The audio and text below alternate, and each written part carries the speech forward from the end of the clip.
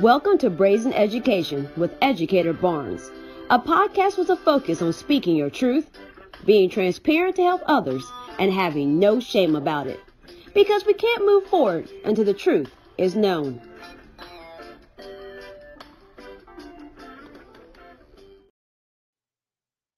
Welcome back to another episode of Brazen Education. I'm your host, Educator Barnes, and I'm flying solo today. If you've been following this podcast since the very beginning, you know that I did a lot of the earlier episodes solo, and then I started interviewing people. And I want to get back to having some episodes where I am just sharing some information, and those episodes will obviously be shorter than the ones when I'm interviewing someone else and we're having those interactions. Actually, episode 73 was supposed to cover a different topic, but some things on the back end didn't work out. And there's been a lot of buzz about a topic that I think is super important to talk about. So instead, I decided to rearrange this podcast and focus on something different. So today I'm going to talk a little bit about teacher and students relationships in the age of social media. And I'm going to get right into the situation that made me decide that this topic was worth talking about, but also talking about in a way where we actually address issues. So if you've been on social media, you know there was a video that went viral of a Black male young teacher who allowed students who all appeared to be Black females, allowed them to unbraid his hair because he had a hair appointment. For those of you that don't know much about Afro textured hair or what happens when you go to a braid or a twist appointment, it is the expectation that you show up there with your hair unbraided, untwisted, and combed out. Occasionally, the person may do it for you, but typically they add on a charge, and you normally arrange that before you just show up with your hair still in the last style that it was in. So for whatever reason, this teacher decided to allow these students to do this, and the teacher posted the video. And this is when, the court of public opinion started to become divided. Some of the people said, I don't see the issue with it, it's harmless. They even went on to post pictures of teachers who were white, who had kids styling or doing something with their hair. And then the other part of social media was like, this is wrong. This is crossing a boundary. And this is inappropriate behavior. There could be something else going on. And then you have what I call your social media sleuths who, I don't know what these people do. And I'm not trying to insult anybody who goes and gathers this information. But there's the people on social media that when an issue comes up, they start combing whatever a person who is in the center of the social media story, they start combing their social media. And with that combing of this particular teacher's social media, there were some things that were found that alluded to the fact that not only did this teacher not have appropriate boundaries between him and his students, he also was doing some other things that would not be appropriate regarding minors. But I want to talk a little bit about the people who are like, well, he had really good relationships with kids. Now, I teach a class called Teaching and Learning in the Middle School. I have been a professor since 2013. I've also been a English middle school teacher, English high school teacher. I've been a middle school school administrator where I supervised the middle school. I've been a literacy coach. So I have worked with kids in the K-12 setting. I've worked with kids or students rather, who are adults. And, I work with other organizations, whether that's through church camps. So I have a lot of experience working with children. And one of the things about me is that most people can never guess my age. I always appear younger than I am. So I'm always cognizant of what I am doing and how that would appear. But when I am working with pre-service teachers, and that's what how we refer to teachers who are in an education program, who are going through it to become teachers, these questions come up. And in a lot of my classes, I like to do scenarios where I put scenarios on the board, and typically they're based in real scenarios that I have dealt with or the teacher has dealt with, and I change them up significantly so no one can be identified. And then we talk through what would you do. And part of the reason I do these scenarios is because I would rather students work this out in a safe, brave space, because you got to be brave to say what you would do, and also be brave enough to hear that maybe that's not the path you should take. I would want them to figure that out before they get with children and before they take a misstep, because not every misstep, the intention wasn't meant to be bad or to cause harm, but harm could have been caused. So normally, sometimes, I don't think I told this story this semester. So if any of my, or not last semester, so any of my former college students are watching, they're like, you didn't tell the story. You know, I got different stories I got to tell each semester. When I was younger, it was my dad, my mom, and I had two younger sisters. So my dad just kind of gave into the fact that we're going to watch Lifetime. We're going to watch this channel. And my dad had a way of trying, since we were already going to watch this, he was like, if I have to watch this channel, I'm going to find some stuff that's important. So, you know, once I said I wanted to be a teacher, I get accepted to Purdue University. I'm coming home for winter break. My dad would find movies for me to watch. And there was one movie he had me watch on Lifetime. I can't remember the name of it, but essentially there was this teacher who was really friendly with the students, hanging out with them after school, giving them pizza, giving them a car ride home. And then one of the students got upset and then twisted that to say that the teacher was doing things that the teacher wasn't doing. But perception became reality. And my dad, because my dad is who he is, every time there was a commercial break, he was like, you see what that teacher was doing? You don't need to do that. You need to make it very clear that you're the adult and they are the child, and you're responsible for them. This is not the type of relationship you need to have with children. You need to worry about how you may be perceived. Now, some people will say, like, why can't we just be ourselves? Why do we have to worry about perceptions? But we are entrusted with the safety, not just only the physical safety, but the mental safety and well-being of young people. So we have to think about those things, because you also don't want that negativity to come to that child when someone's suspecting something that may not even be happening. So with that in mind, one of the things my dad did, the winter break, so my last winter break in college, he took me to the store and he brought me all of these professional clothes. So they were like all these different suits, nice blouses and cardigans and nice slacks. He said, this is what you need to wear to work. And honestly, today I have about half of those outfits that I still wear now. So that's a testament for the fact that I stayed within some type of weight range. But I always wanted to, even with my dress, to make sure I looked like I was the teacher, to make sure I kept those appropriate boundaries. So with all that backstory, let's get into this. The reality is that social media is a thing, it's popular, it's prevalent, and people use it, especially teachers. And you have teachers that are sharing things that are happening within their classroom. So first, I want to talk a little bit about, posting things on social media and using your classroom as a content space. Number one, you need to read all of the stuff that HR gave you when you got hired.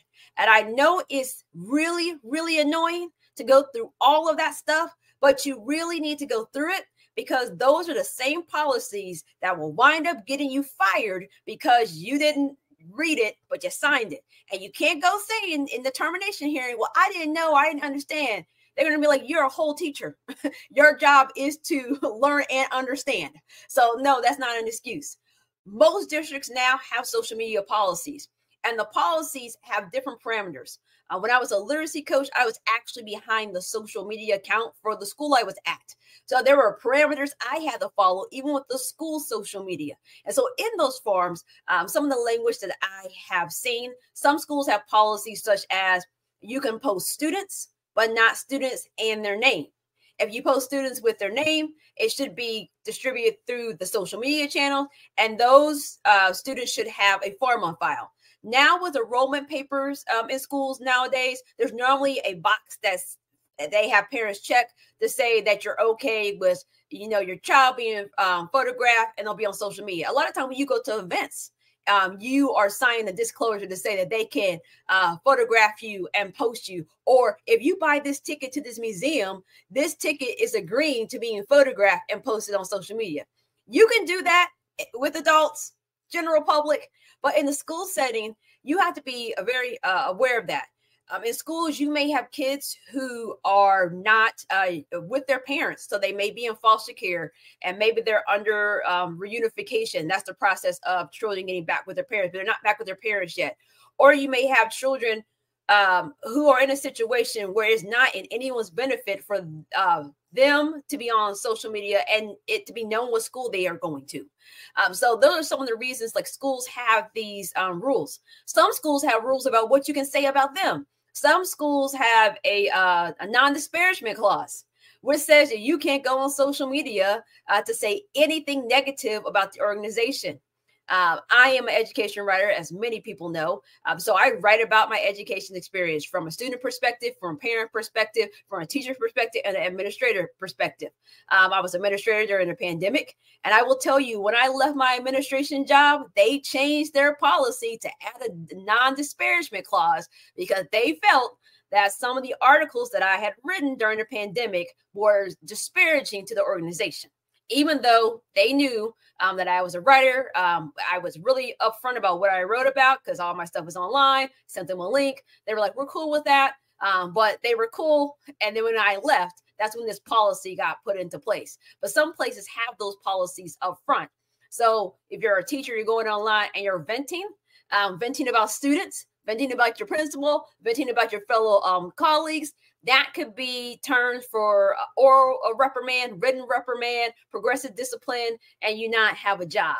So that's super important. You also have to remember things like FERPA and HIPAA. FERPA is the Student Protection Act that protects students' data. HIPAA are the laws that protect your health information.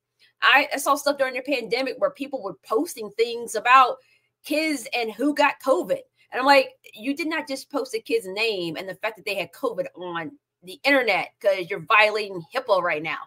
So those are some of the areas that teachers need to be really cognizant of.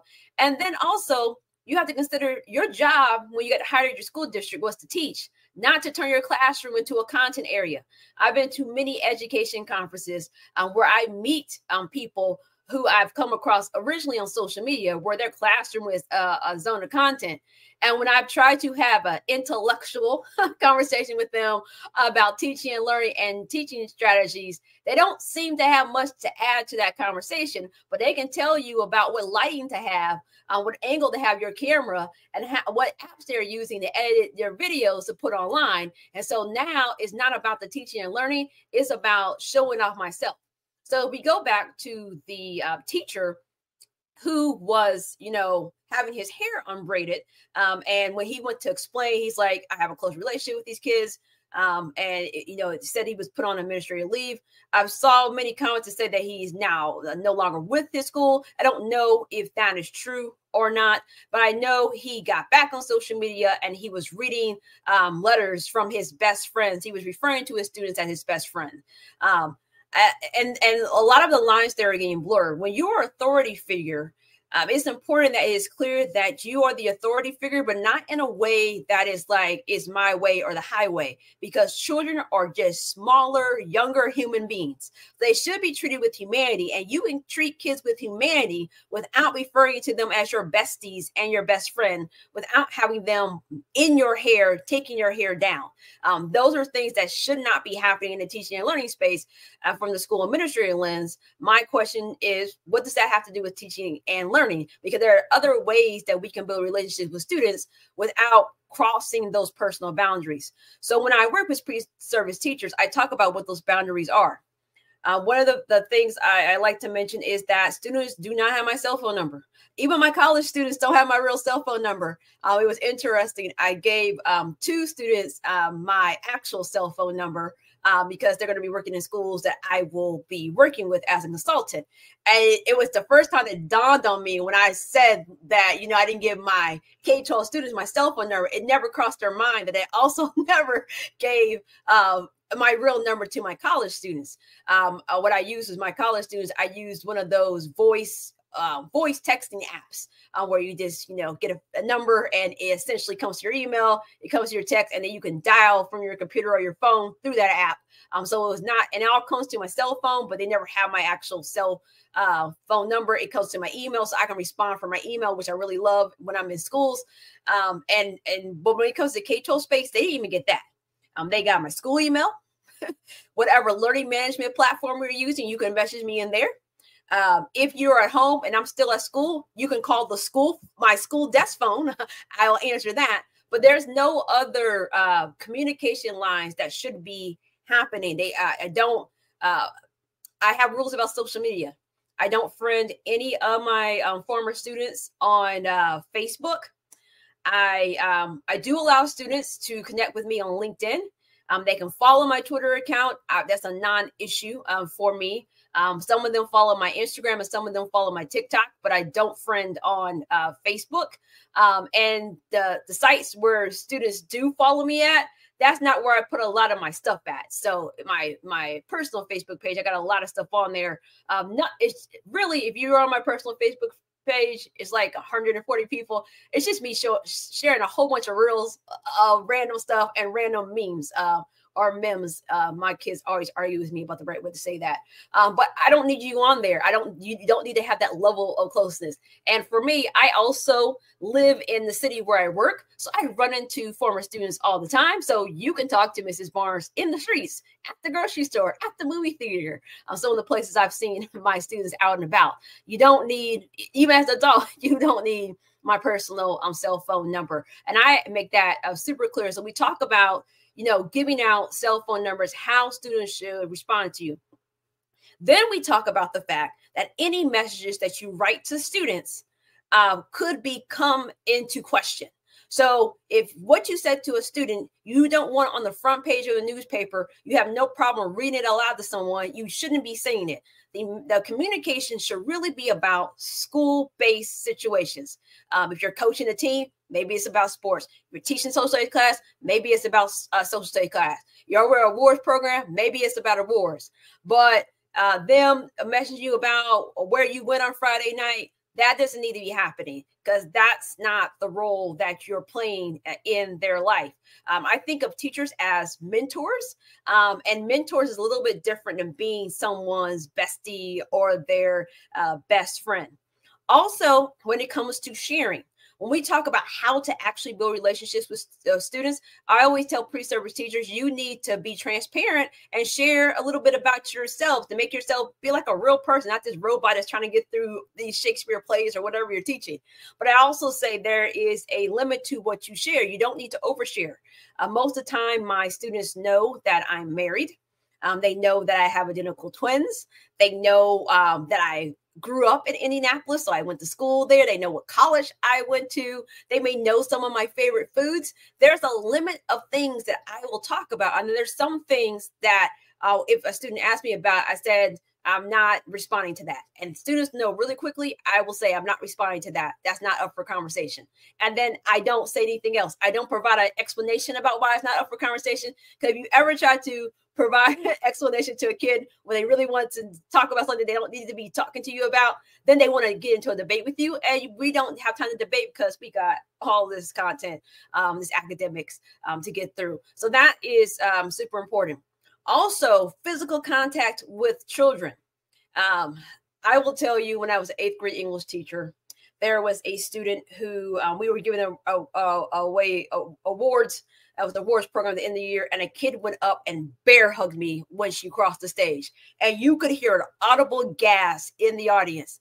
And the reason why that happened is because I had a no hugging policy. As a middle school English teacher, as a high school English teacher, no hugging. And I told my students, I said, I will fist bump you. I will high five you. I will give you a little side elbow. I don't hug students. I didn't start hugging students at all until I shifted down to elementary. And that was like a weird situation because those kids, they just jump on you and hug you. And I remember the first time a kid jumped me and hugged me, I literally took my hands out like this and grabbed them by the side. I was like, hey, little person, get back over there. So even with those hugs, when kids want to hug, I do a side hug. We're not doing front to front because that's not necessary. I do a nice little aside hug. And I also make sure it's, out in the public and open, because also I also feel that if that teacher was a female, the conversation might not be as being debated as much as if it was a male. But we also need to remember that predators can be in any gender.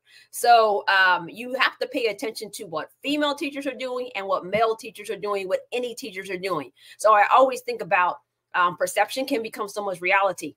So I always try to make it, because there's ways that you can give kids feedback and make them feel that you love your students without actually having to physically touch them and do things like that. So that is also important as well. If you want to build relationships with students, listening to them is really important. Sometimes you can't solve their problems, but sometimes just being a listening ear, when is a time that you have that. Maybe it's the passing period, a kid wants to talk to you really quick.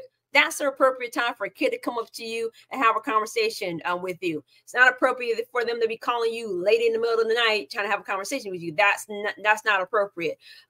Maybe you're coaching a sport and they're talking to you. So I always say your relationship with students should happen in the view of your public school setting. All of these offline conversations, offline situations are things that shouldn't happen. And when I was reading through a lot of the comments about many things, some people were like, oh, we are persecuting a Black man. And the unfortunate or unintended consequence of the DEI social justice movement that happened after the murder of George Floyd is that now if somebody is of color and they misstep, the race card gets pulled out to say, hey, we're not being culturally responsive. We're not being culturally sensitive. It's braids. You don't understand. And then, there are some people calling other Black people hypocrites because they are questioning the behavior. And I want to say that we'll never be able to have the conversations we need to have if people are automatically assuming that people are saying things because of the race or the gender of the teacher. We really have to sit and take some time to actually delve into what is actually happening and what the perceptions are. So it's super important about how you communicate with students, how you contact them, how you build relationships, where you are building those relationships at. And then remember is that your classroom is not a content zone. The only content that should be happening there is you teaching, not you using your students to get followers, to make reels, and to become an influencer and to make money off of your videos. Because many times when people keep sharing content, their goal is to be get into these programs where they can monetize their videos. And that, to me, is something that we need to be really cognizant of, is that many kids go to their boundary schools. They didn't go to that school. They don't even have a choice about the school they're going to, but they're not going to that school to be a way for you to make a side hustle and get a quick buck. That's not what kids sign up for. And I understand many kids are on social media and many of them enjoy making TikToks. They enjoy making reels.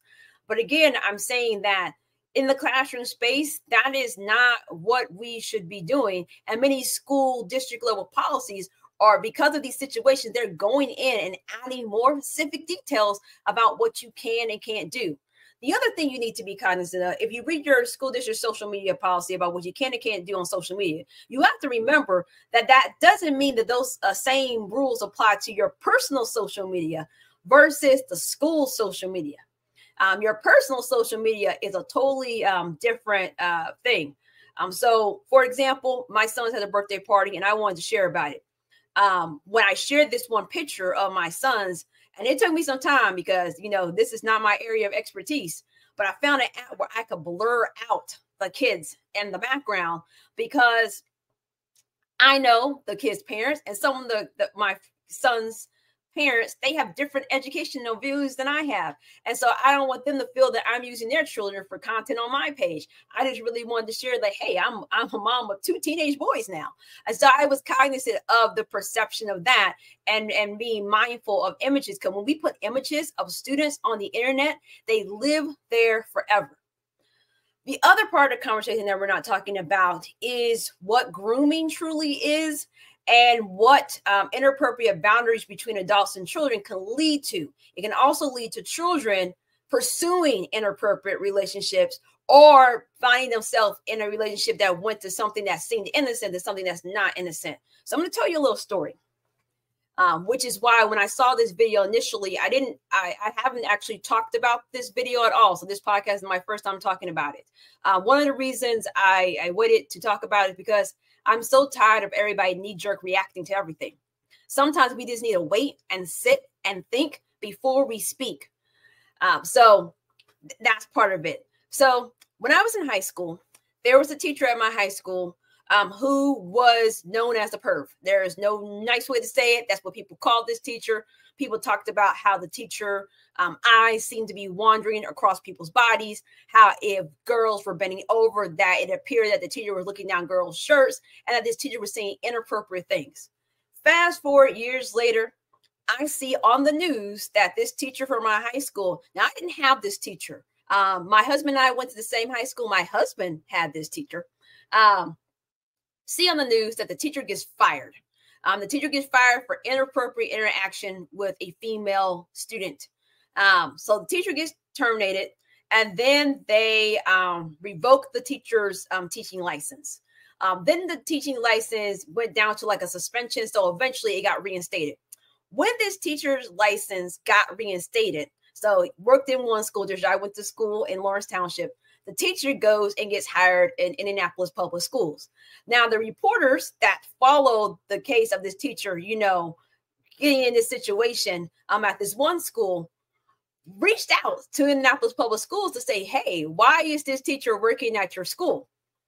When that was brought to Indianapolis Public Schools' attention, essentially they released a statement saying something to the effect of the person didn't disclose why the employment at the previous job was, and so they weren't honest on the application, and they used that to immediately terminate the teacher. A few years after that, I'm working at a school with that teacher from my high school. You can't make this up.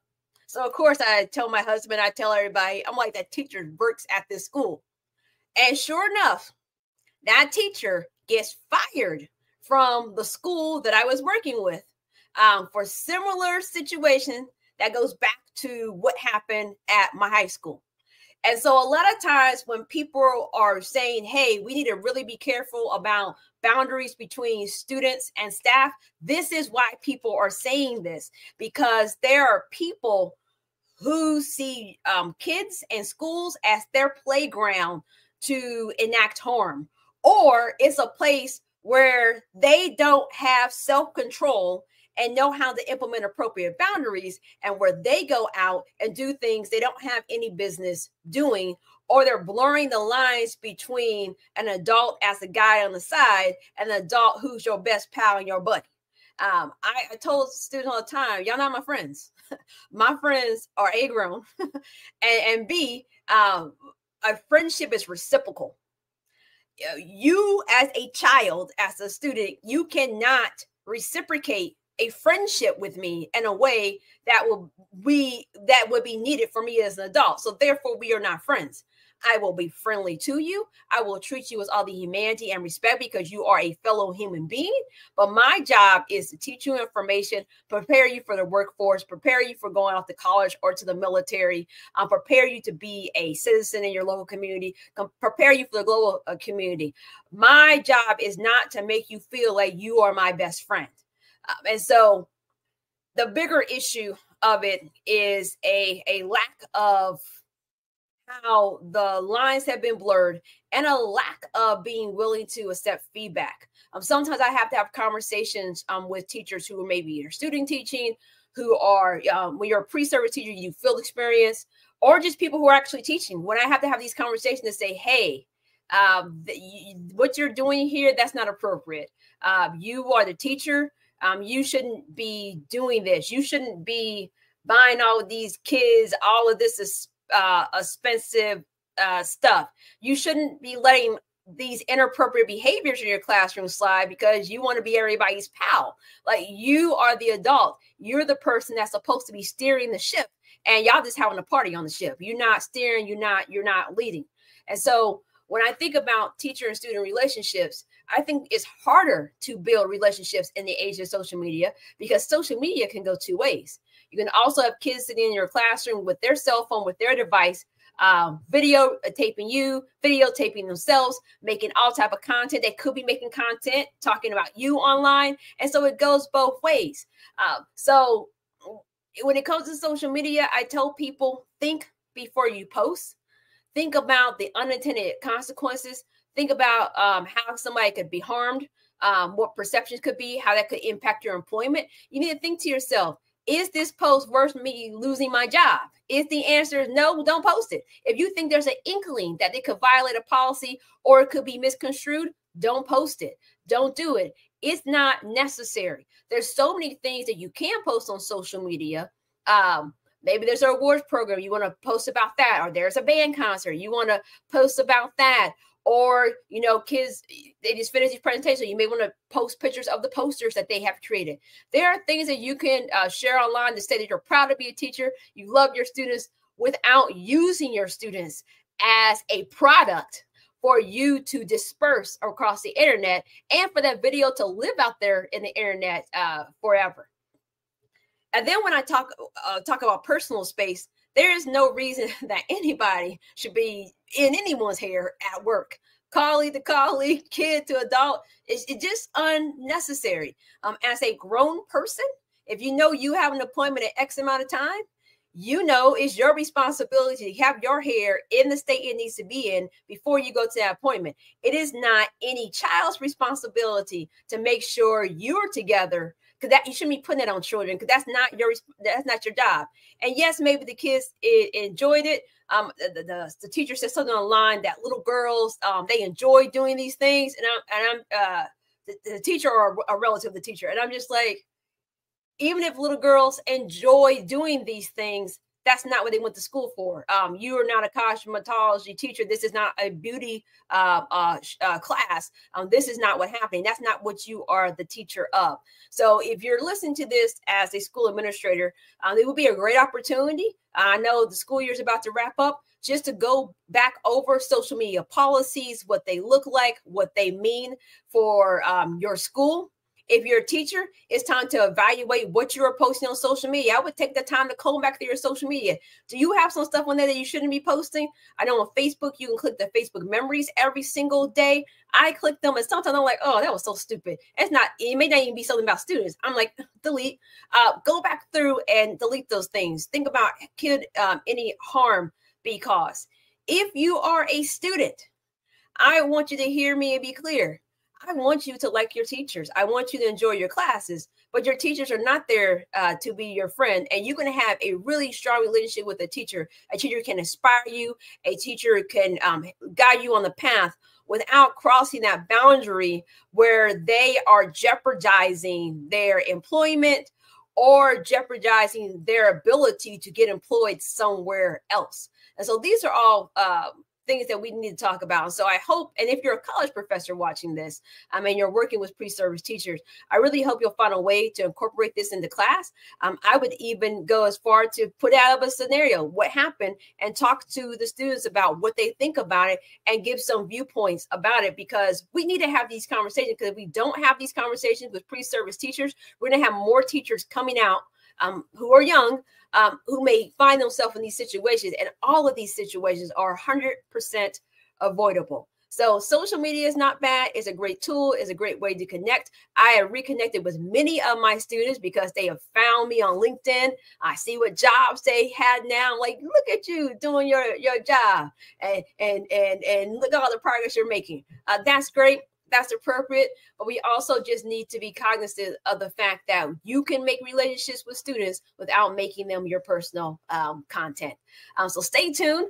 Next week, we'll be back with episode 74, and I am interviewing someone from Michigan, the University of Michigan, who's going to tell us a little bit about this counseling program that happens at this university that comes alongside high schools to help fill the gaps with school counseling. So tune in next week for that interview, and that will be next Wednesday at 5 p.m. Eastern Standard Time.